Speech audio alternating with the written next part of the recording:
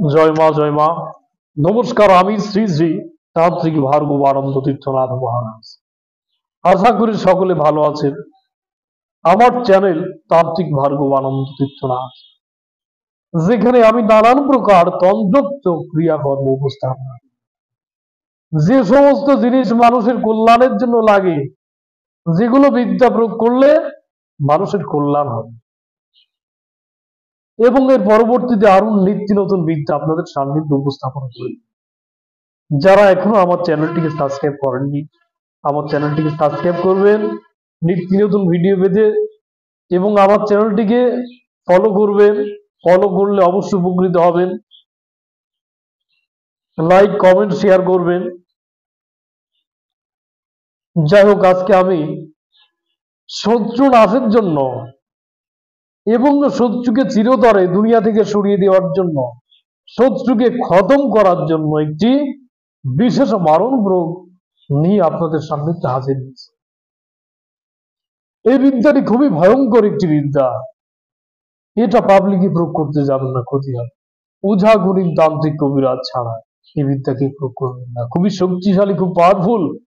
আপনি যাকে প্রয়োগ করছেন, এই বিদ্যা, এই বাদ যদি আপনার দিকে ফিরে আসে, তাহলে আপনি করবেন। আপনার যদি প্রোটেকশন না থাকে, সেক্ষেত্রে এই বিদ্যাটি প্রয়োগ করবেন না, হিতে বিপরীত হবে। খুবই নাগাদ্দার একটি বিদ্যা।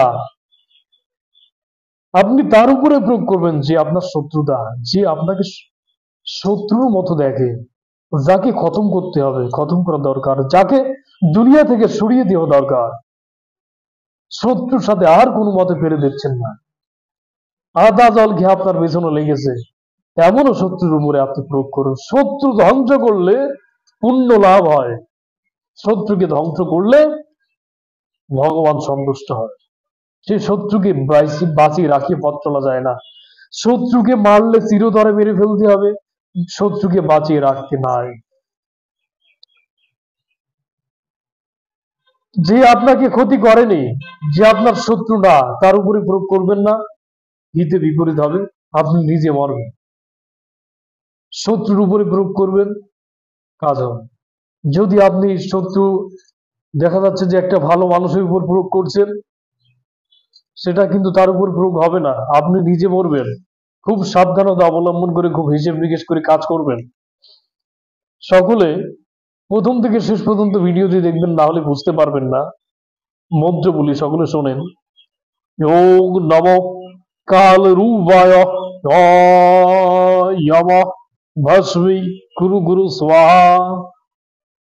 ওং নমঃ কাল রূপায় যম ভস্মী কুরু কুরু স্বাহা। এ হচ্ছে মন্ত্র।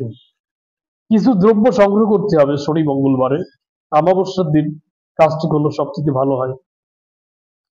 প্রথমত লাগবে সাপের দাঁত, দ্বিতীয়ত ভেড়ার তেল, তৃতীয়ত ধূত্রা চূর্ণ, চতুর্থ কেশর। এই সমস্ত দ্রব্যগুলো একত্রিত করিয়া যে মন্ত্রটা উপস্থাপনা করলাম, এই মন্ত্রটি অমাবস্যা রাত্রে 1000 বার জপ করবেন। জপ করার পরে এই দ্রব্যগুলো সামনে রেখে সবগুলো দ্রব্য চূর্ণ করে পিষে ফেলে 108 বার অভিমন্ত্রিত করিয়া এই দ্রব্যগুলো যার গায়ে ছিটিয়ে দেবেন, সে 41 দিনের ভিতর মারা যাবে। খুব শক্তিশালী, খুব ভয়ঙ্কর একটা বিদ্যা।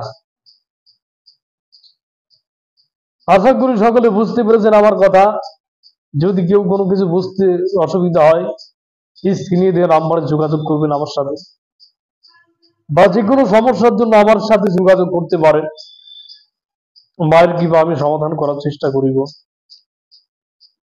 সকলে ভালো থাকবেন, সুন্দর সুস্থভাবে জীবনযাপন করবেন, এই প্রার্থনা করি মায়ের কাছে। মাতে তুমি জগতের মঙ্গল সাধন করো মা, জয় মা। এবং সকলে খুব সতর্কতার সাথে জীবনযাপন করবেন। বর্তমান সময়ে সিটার বাটপার,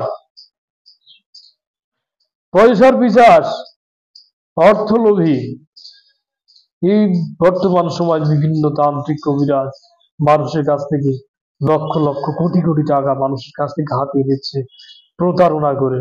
সকলের সাবধানতা অবলম্বন করে চলবেন। মানুষের মুখের কথায় বিশ্বাস করবেন না।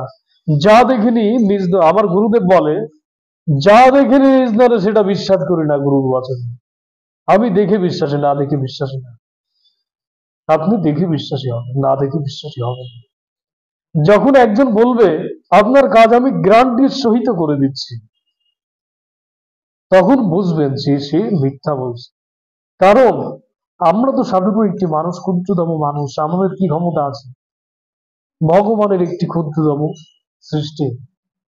আর যে আপনাকে বলছে যে আমি চেষ্টা করিব, সবকিছু মায়ের কৃপা বা সৃষ্টিকর্তা বা আল্লাহর ইচ্ছা, আমি আপনার জন্য চেষ্টা করি। ফল দেওয়ার মালিক সে, আমি কর্ম করে দেব, ফল দেওয়ার মালিক ঈশ্বর বা আল্লাহ।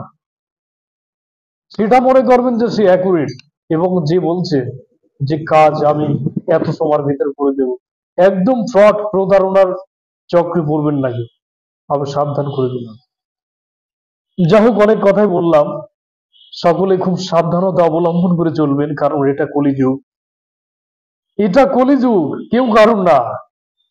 সবাই ধান্দাবাজ, সবাই ধান্দাবাজ, সবাই নিজেদের সাধনা, নিজেদের কার্য সাধনের জন্য সকলে চেষ্টায় আছে।